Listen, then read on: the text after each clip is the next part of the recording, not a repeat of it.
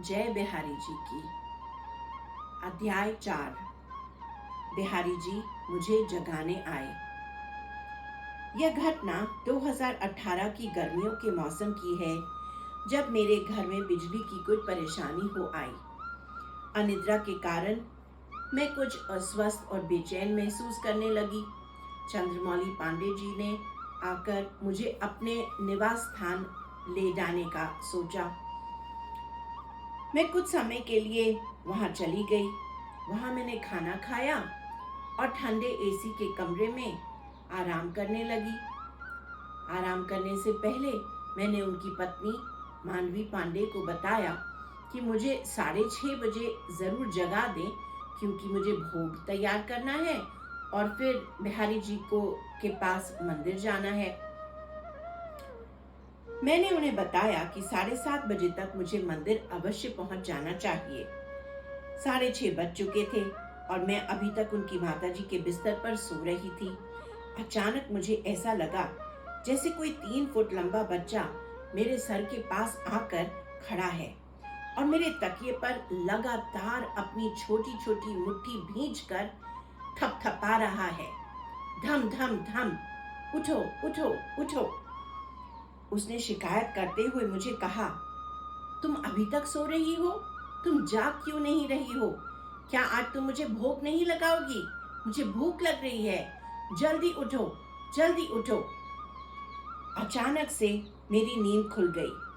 मैंने अपनी आंखें खोली और कमरे में उस बालक को देखने लगी, परंतु दरवाजा बंद था और कमरे में कोई भी नहीं था।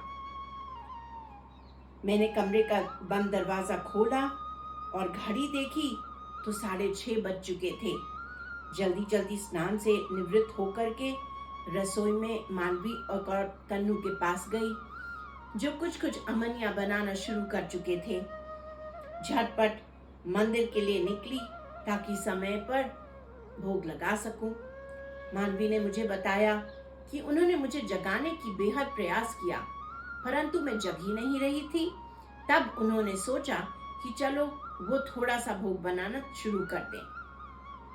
संयोग से उस घर में केवल बालिकाएं ही थीं और कोई छोटा बालक तो था ही नहीं। मंदिर पहुंचने पर मैंने भोग की थाली ठाकुर जी के पास पहुंचाई। फूल बंगलों का समय था।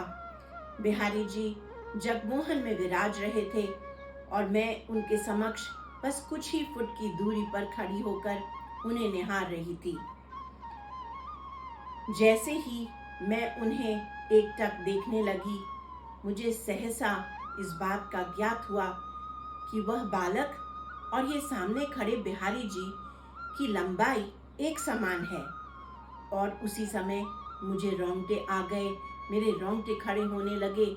मुझे रोमांच होने लगा यह जानकर कि मुझे जगाने वाला और कोई नहीं, स्वयं बांके बिहारी जी ही थे। जब उन्होंने यह देखा कि आज मेरी नींद नहीं खुल रही है और मेरा नियम भंग हो सकता है, तो वह स्वयं आकर मुझे जगाकर और फिर चले गए। उन्होंने एक बार फिर अपनी रहस्यमयी लीला से यह साबित कर दिया कि वे बालक स्वयं खुद थे। इससे सभी पाठक यह समझ सकते हैं कि यह सेवा मेरी तरफ से नहीं, बल्कि बिहारी जी की पूरी पूरी भागीदारी से ही संपन्न हो पाया। मैं जब भी हारने वाली होती हूँ, वह मुझे हारने नहीं देते। जय बिहारी जी की।